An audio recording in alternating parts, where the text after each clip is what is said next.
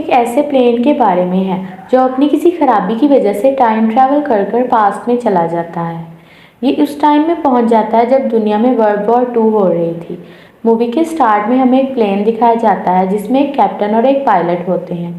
Captain कहते हैं कि आज तो मौसम बहुत अच्छा है और मुझे लगता है कि हम 1 ही घंटे में अपनी मंजिल पर पहुंच जाएंगे। सब कुछ बहुत ठीक जा रहा था, लेकिन अचानक प्लेन की सारी डिवाइसेस काम करना बंद कर देती हैं, जिसकी वजह से पायलट और कैप्टन बहुत ज़्यादा परेशान हो जाते हैं। कैप्टन कंट्रोल रूम से रब्ता करने की कोशिश करते हैं, लेकिन कंट्रोल रूम से जवाब आता है कि प्लेन में कोई ख़राबी नहीं, बल्कि आगे तो मौसम बहुत अच्छा है, जिसकी वजह से कैप्टन सुख का सांस लेते हैं। लेकिन जब वो आगे जाते हैं तो अपने प्लेन के आगे एक बहुत ही बड़े तूफान को देखते हैं। ये देखकर कैप्टन और पायलट बहुत ज़्यादा डर जाते हैं। वो कंट्रोल रूम से रब्ता करने की भी कोशिश करते हैं, लेकिन मौसम की खराबी की वजह से रब्ता नहीं हो पा रहा होता। अब उनके पास इस तूफान में से अपना जहाज़ गुजारने के अलावा कोई ऑप्शन नहीं था, इसलिए अपने सारे पैसेंजर्स को कहते हैं कि सीट बेल्ट अच्छी तरह से बांध लें और एहतियात के साथ बैठ जाएं। अब जैसे वो तूफान से गुजर रहे थे, सब लोगों की हालत बहुत ख़राब हो रही थी। पैसेंजर्स भी बहुत ज़्यादा डर चुके थे। कैप्टन और पायलट किसी तरह से अपने प्लेन को उस तूफान से तो बचाकर निकाल लेते हैं, लेकिन जैसे ही वो उस तूफान से निकले थे अचानक रात हो गई थी। ये बात कैप्टन और पायलट को बहुत ज़्यादा परेशान और हैरान कर देती है। वो सोचते हैं अभी कुछ देर पहले तो दिन था और अचानक रात कैसे हो गई, और उनके प्लेन में रडार के अलावा हर डिवाइस ने काम करना छोड़ दिया था। तभी वो अपने इर्द गिर्द बहुत सारे फाइटर प्लेन्स को उड़ता हुआ देखते हैं, लेकिन अभी भी एक उम्मीद बाकी थी कि शायद कंट्रोल रूम से रब्ता हो जाए और वो इनकी खराबी को फिक्स कर दे, लेकिन कंट्रोल रूम से रब्ता नहीं हो पा रहा था। वो अपना सफ़र जारी रखते हैं और तभी उन्हें 30 मिनट हो गए थे सफ़र करते हुए, लेकिन उन्हें कंट्रोल रूम से कोई सिग्नल रिसीव नहीं हुआ था। कैप्टन कहते हैं कि हमें आखिर ज़मीन पर प्लेन लैंड करना ही होगा और देखना होगा कि आखिर मसला क्या है जो हम इस तूफान में फंसे हुए हैं। उन्हें रडार की मदद से अपने इर्द गिर्द उड़ते हुए जहाज़ों का सिग्नल मिलता है। पायलट कैप्टन को बताता है कि ये कोई आम प्लेन्स नहीं हैं, बल्कि ये फाइटर प्लेन्स हैं। जब वो नीचे देखते हैं तो बहुत सारे प्लेन सिटी पर हमला कर रहे होते हैं और उस पर बॉम्ब्स फेंक रहे होते हैं। देखने से ऐसा लगता है कि यहाँ कोई वॉर चल रही थी। तभी पैसेंजर्स भी अपनी विंडोज़ से नीचे देखते हैं और ये सारा मंजर देखकर पैसेंजर्स बहुत ज़्यादा डर जाते हैं। तभी प्लेन का स्टाफ तमाम पैसेंजर्स को कहते हैं कि आप आराम से बैठ जाएं और इत्मीनान रखें, सब कुछ ठीक हो जाएगा, क्योंकि प्लेन के स्टाफ को भी कुछ पता नहीं था कि ये सब क्या हो रहा है, इसीलिए वो पैसेंजर्स को काम डाउन रहने के लिए कहते हैं। कैप्टन और पायलट अब बहुत ज़्यादा परेशान थे और वो मशवरा करते हैं कि हमें ज़मीन पर लैंड करना चाहिए, लेकिन पायलट बहुत ज़्यादा डर चुके थे क्योंकि अब जो उन्होंने नीचे देखा था कि नीचे तो जैसे जंग का मैदान लगा हुआ था, वो बहुत ज़्यादा डर जाते हैं। लेकिन कैप्टन कहते हैं कि हमारा फ्यूल ख़त्म होने वाला है और अगर ऐसा हो गया तो हम बहुत बड़ी मुश्किल में फंस जाएंगे, हमें प्लेन लैंड करवाना ही पड़ेगा। कुछ देर बाद हम देखते हैं कि प्लेन में 2 ऐसे पैसेंजर्स थे जो कि हिस्टोरियन थे, जिनको पास्ट के बारे में बहुत ज़्यादा डीप नॉलेज थी। वो लोग जब नीचे की सारी सिचुएशन देखते हैं तो अपनी बुक्स में कुछ पढ़कर फिर उन्हें सब समझ आ जाता है कि ये सब क्या चल रहा है। ये सब कुछ एक्सप्लेन करने के लिए वो पायलट और कैप्टन की तरफ भागते हैं, लेकिन प्लेन का स्टाफ उन्हें कैप्टन तक जाने की परमिशन नहीं देता।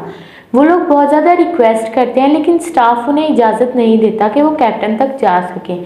तभी वो वहीं खड़े खड़े एक्सप्लेन करते हैं कि जो प्लेन्स अभी हमने नीचे देखे हैं वो तो अब बनना ही बंद हो चुके हैं। 1945 के बाद उनकी प्रोडक्शन बंद हो गई थी और वो जितने उस टाइम में मौजूद थे सब के सब एनिमीज़ ने डिस्ट्रॉय कर दिए थे। कैप्टन उन्हें बहुत ज़्यादा डांटता है और कहता है ये तुम सब क्या बातें कर रहे हो। वो उन्हें वहाँ से जाने का कहता है और उनकी पूरी बात भी नहीं सुनता। वो दोनों बताते हैं कि हम लोग टाइम ट्रैवल कर कर पास्ट में आ चुके हैं। ये 1940 का टाइम है जब वर्ल्ड वॉर 2 चल रही थी। कैप्टन उनकी बात सुनकर बहुत ज़्यादा परेशान हो जाता है। कैप्टन उनसे कहता है कि हाँ, मैं तुम्हें टाइम दूंगा ताकि तुम मुझे अपनी स्टोरी सुना सको।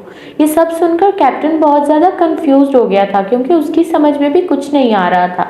अब वो उनसे कहता है कि तुम जाकर अपनी सीट पर बैठ जाओ और उन्हें मना करता है कि ये बात तुम किसी पैसेंजर को मत बताना वरना सब लोग घबरा जाएं। जब वो अपने प्लेन को थोड़ा आगे लेकर जाते हैं तो उनका कॉन्टैक्ट एक आर्मी ऑफिसर से होता है। वो आर्मी ऑफिसर अपने कंट्रोल रूम में बैठा होता है और कहता है कि मुझे अपने बारे में बताओ।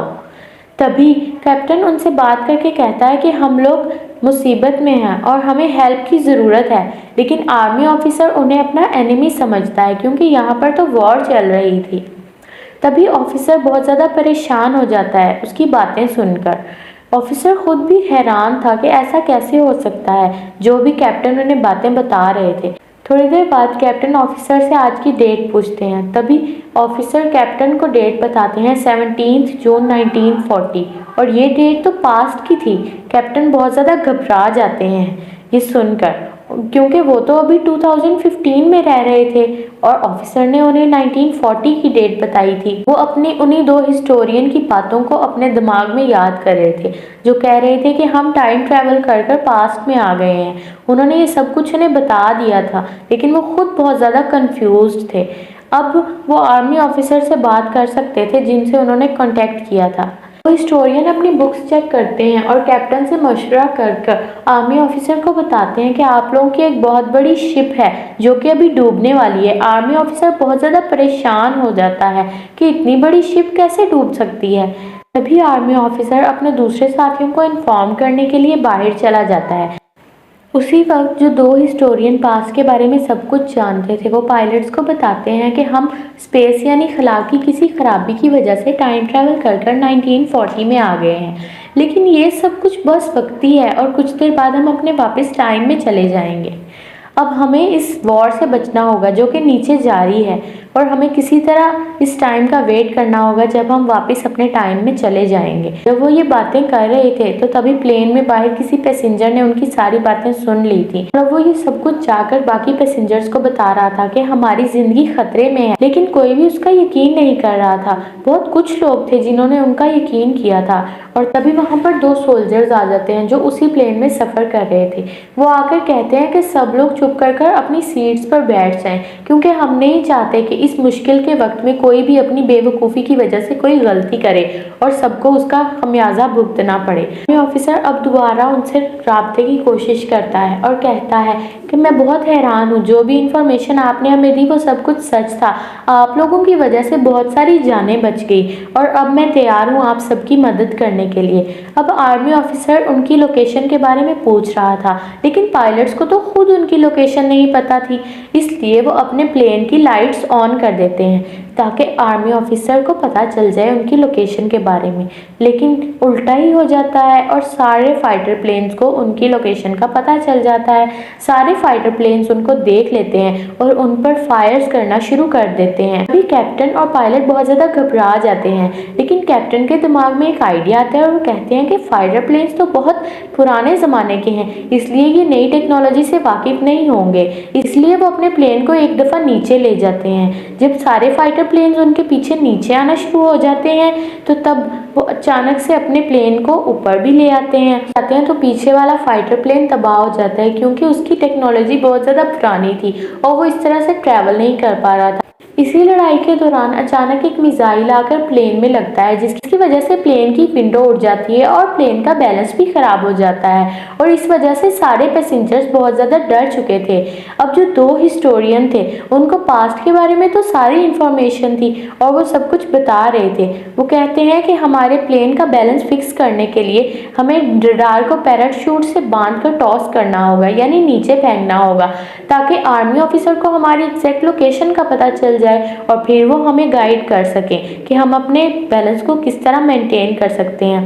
तभी वो सब लोग अपने एक पैसेंजर से पैराशूट लेते हैं और पैराशूट लेकर उसके साथ अपने रडार को बांधकर नीचे फेंक देते हैं। आर्मी ऑफिसर उस रडार को देखकर उनकी एग्जैक्ट लोकेशन का पता चला लेते हैं। अब पायलट और कैप्टन प्लेन को एक सेफ जगह पर ले आते हैं, क्योंकि उनका फ्यूल ख़त्म होने वाला था और किसी भी वक्त अगर फ्यूल ख़त्म हो जाता तो वो बहुत मुसीबत में फंस जाते। लेकिन तभी उन्हें अपने सामने एक बहुत बड़ा तूफान नज़र आता है, वही तूफान जिसे पहले ट्रैवल करके वो टाइम ट्रैवल कर चुके थे। वो जल्दी से ये समझ जाते हैं कि अब वो अपने टाइम में वापस जाने वाले हैं और वो अपने प्लेन को लेकर उस तूफान से गुजार देते हैं। जो सारे पैसेंजर्स उस प्लेन में बैठे हुए थे वो बहुत ज़्यादा डर जाते हैं, वो बहुत ज़्यादा परेशान थे। आखिर वो उस तूफान से गुजरकर अपने प्रेजेंट टाइम में पहुंच चुके थे। पायलट्स 1940 से 2015 में आने के बाद बहुत ज़्यादा इमरजेंसी लैंडिंग करवाते हैं प्लेन की और सब लोगों की जान बच चुकी थी। अब हम देखते हैं कि जब वो पायलट बाहर निकलने लगता है तो एक बूढ़ा आदमी प्लेन में बैठा अभी भी एक किताब लिख रहा होता है। जब वो उसको देखते हैं तो वो कहता है कि मैं वही आर्मी ऑफिसर हूँ जिसने 1940 में तुम लोगों की मदद की थी। मैं एक हिस्टोरियन हूँ। मुझे पता था कि ये प्लेन टाइम ट्रैवल करेगा, इसीलिए मैंने अपने साथ पैराशूट भी रखा था ताकि अगर मसला हो तो मैं आप लोगों की हेल्प कर सकूँ। और ये मूवी यहीं पर ख़त्म हो जाती है।